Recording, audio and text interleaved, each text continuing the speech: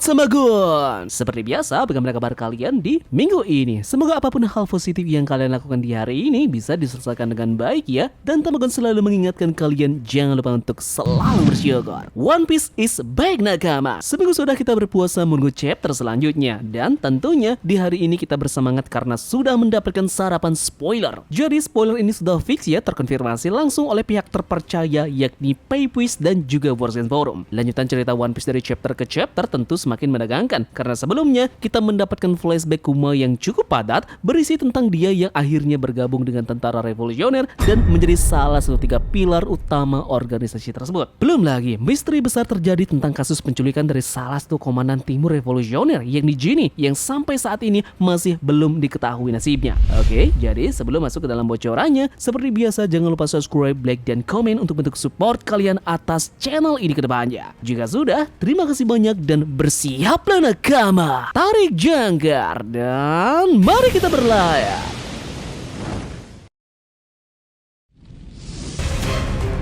One Piece chapter 1098 kita kali ini diberi judul Kelahiran Bonnie. Bocoran pertama yang kita dapatkan pada chapter kita kali ini yakni melanjutkan cerita sebelumnya, di mana di sini terungkap bahwa kondisi dari Jinny, dia diculik dan dipaksa untuk menjadi istri dari Tenryubito. Setelah 2 tahun, Jinny dilepaskan dari perbudakan karena dia dianggap mengidap penyakit mematikan. Jinny pun menghubungi Kuma untuk terakhir kalinya sebelum dia mati. Nah, saat mereka ini sedang bicara, Kuma pun menemukan lokasi dari Jinny dan berteleportasi ke lokasi tersebut, tapi itu sudah terlambat. Kuma tiba di lokasi, tapi Jinny sudah tiada dengan meninggalkan bayi Bonnie yang dikutuk dengan penyakit yang sama. Kuma pun membesarkan Bonnie dan kita bisa melihat bagaimana mereka hidup dan tumbuh bersama. Di akhir chapter, Raja Bekori kembali ke kerajaan Sorbet dan membuat masalah.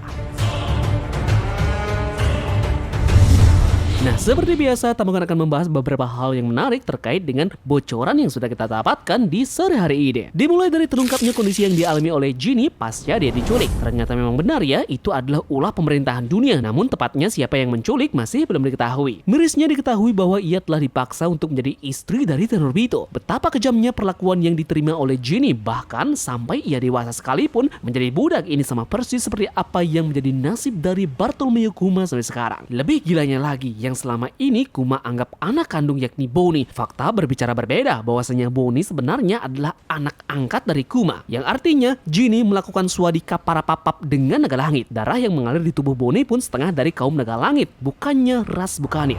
Teori yang menyebut bahwa Bonnie adalah kloningan dari Jinny, anak Kuma, dan bahkan Jinny adalah ibu dari Luffy sudah benar-benar diremak-remak oleh Oda Sensei. Kuma diketahui membesarkan seorang anak yang bahkan bukan darah dagingnya sendiri. Namun yang menarik di sini adalah Jinny tewas karena penyakit yang mematikan. Anak kandungnya sendiri yakni Bonnie pun juga terkena imbas dari mengidap penyakit ini. Entah apa penyakit mematikan ini, namun yang pasti Bonnie bisa jadi akan punya nasib yang serupa jika tidak tertangani dengan baik penyakitnya ini.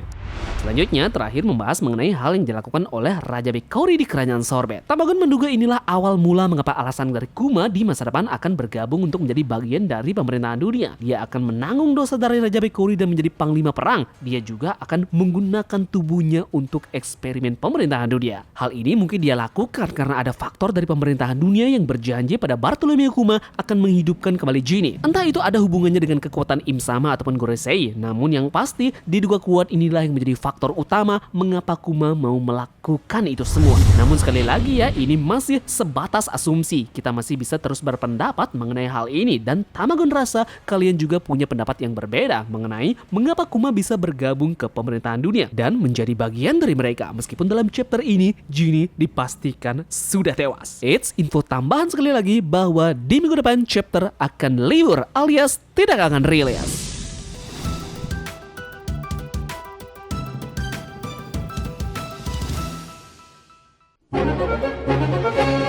Seperti biasa, jika kita membahas tentang spoiler terbaru One Piece, kali ini Tamagon juga sudah siapkan beberapa informasi unik dan juga menarik terkait berita One Piece yang sudah beredar seminggu belakangan ini. Informasi menarik pertama di minggu ini yakni mengenai salah satu bajak laut yang paling ditakuti di dunia, yakni bajak laut Rocks. Kita benar-benar dibuat takjub tentang penampilan dari keseluruhan anggota bajak laut Rocks. Para nakama ditampilkan dengan wajah-wajah yang familiar seperti Gloriosa, Stacy, dan Kapten John. Namun jika kalian perhatikan dengan detail, detail. Kalian akan melihat beberapa karakter lagi yang sepertinya sudah pernah ditampilkan oleh Oda Sensei di dalam manganya. Nama pertama yang mungkin kalian tidak ketahui di dalam beberapa anggotanya ada karakter bernama Streusen. Kalian bisa lihat gambar orang yang di sebelah paling kanan, itu sangat jelas bahwa orang tersebut adalah pasangan pertama Big Mom dan kemungkinan ayah dari Perospero. Namun bukan cuma itu saja, ada lagi beberapa karakter kecil yang mungkin seperti orang yang menggunakan cakar Wolverine. Dia ternyata adalah salah satu zombie muria yang ditampilkan bersama dengan Wang Zi di Thriller Bark. Kemudian juga ada karakter yang gempal dengan badan yang besar di belakang dari Shirohige ini. Ini mirip juga dengan zombie dari Thriller Bark dengan kemunculan yang sama dengan Captain John.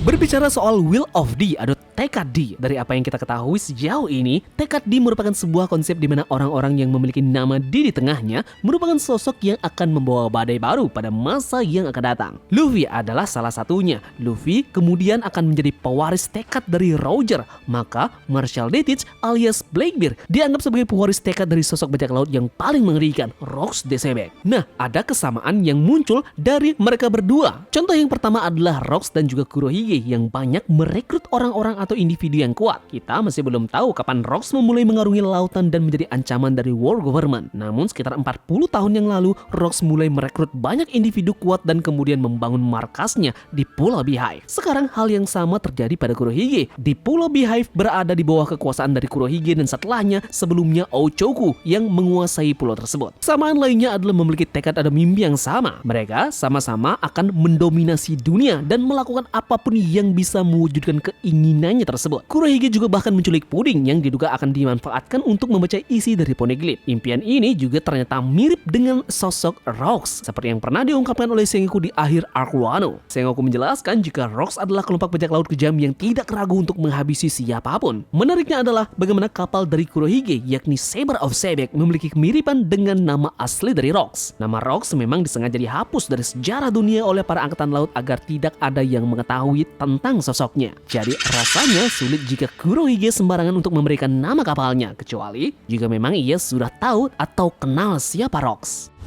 Selain kesamaan di atas, spoiler baru memberikan petunjuk lain yang menjadi bukti kuat lainnya jika Kurohige adalah pewaris tekad dari Rox the Sebek. Dalam chapter tersebut mengungkapkan jika Rox dan kelompoknya sengaja pergi ke Blood Valley saat turnamen berburu diselenggarakan oleh para kaum naga langit. Ini dikarenakan kelompok Rox ini ingin mengincar hadiah dari turnamen berburu tersebut, yang tidak lain adalah buah iblis. Dalam chapter itu diperlihatkan bagaimana Big Mom berhasil mengambil buah Uo-Uo no Mi yang kemudian dia berikan kepada Kaido, serta hampir saja mengambil buah iblis yang ada di tangan Kuma, yakni Nikyu. Nah, hal yang sama juga dilakukan oleh Kurohige selama 2 tahun terakhir di timeline cerita One Piece. Sebelumnya, Jesus Burgess berusaha untuk mendapatkan buah iblis merah-merah dalam turnamen di Corrida Colosseum, sebelum kemudian buah iblisnya jatuh ke tangan Sabo. Setelah itu, kita kemudian melihat bagaimana kru dari Kurohige lain berhasil mencuri buah iblis milik orang lain. Contohnya adalah Riki no Mi milik Jesus Burgess, Wapu no Mi milik Van Augur, dan juga yang lainnya. Ini artinya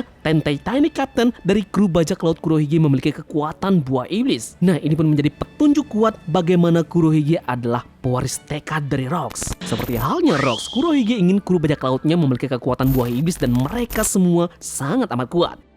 Jadi mungkin ini saja spoiler singkat yang kita dapatkan di hari ini. Di beberapa jam ke depan tentu kita akan mendapatkan tambahan spoiler lagi ya, dan tentunya lebih banyak dan juga lebih akurat. Terima kasih dari kalian yang sudah mau ikut berlayar bersama-sama Tamagon hari ini. Mohon maaf jika ada analisa yang kurang maupun kata-kata yang tidak berkenan. Sampai jumpa di konten selanjutnya. Sekian dari Tamagon dan turunkan jangkar. Mari kita berlabuh.